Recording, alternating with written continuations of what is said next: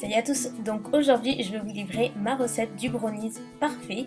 Donc il est tiré du livre New York les recettes cultes si ça vous intéresse et c'est le meilleur brownies que j'ai jamais fait tout simplement.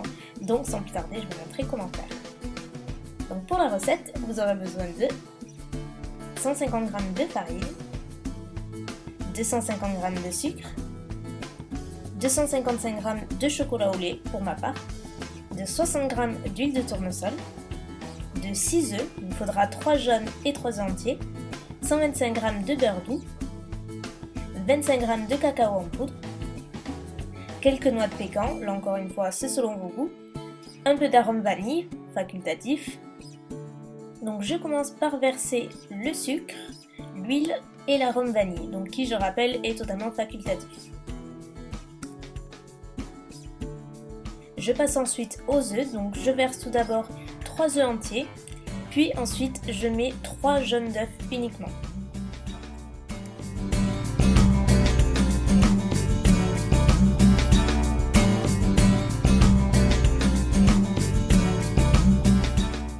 Et ensuite il faut mélanger énergiquement quelques minutes l'ensemble. On passe ensuite aux ingrédients à faire fondre, donc tout se fait à la poêle. Donc je commence par déposer mes 125 g de beurre doux que je viens fondre tout doucement, petit à petit. Puis je rajoute ensuite mes plaquettes de chocolat donc au lait, donc il y en a pour 255 g environ. Vous pouvez utiliser du chocolat noir si vous le souhaitez et dans ce cas-là c'est plutôt 325 g.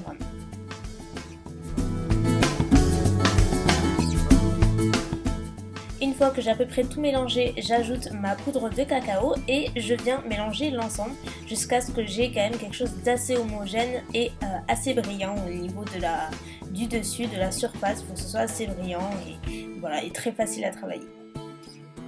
Donc le mélange chocolat devrait ressembler à peu près à ça. J'intègre ma préparation de chocolat à la toute première, puis ensuite j'ajoute la farine et je bats l'ensemble pendant quelques minutes.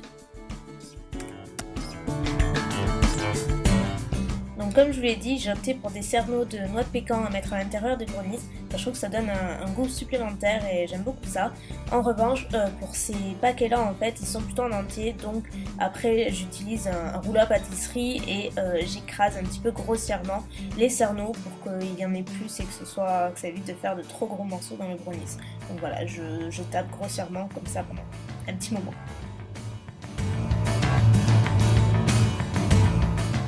Et pour terminer la préparation, j'intègre donc mes cerneaux de noix de pécan qui sont grossièrement hachés et je bats l'ensemble jusqu'à ce que ce soit vraiment totalement homogène. Dans un moule que j'ai au préalable déjà beurré, je verse la préparation.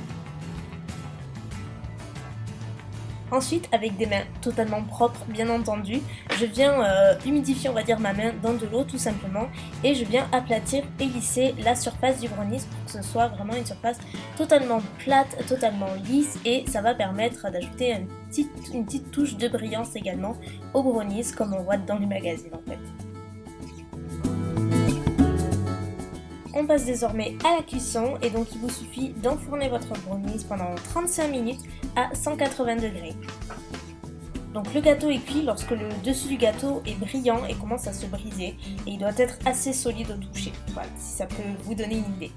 Une fois que le gâteau est prêt, il ne vous reste plus qu'à le découper, donc vous pouvez faire jusqu'à 16 carrés. Moi j'en ai fait 12 je crois, mais je me suis un petit peu loupé le découpage comme vous allez le voir.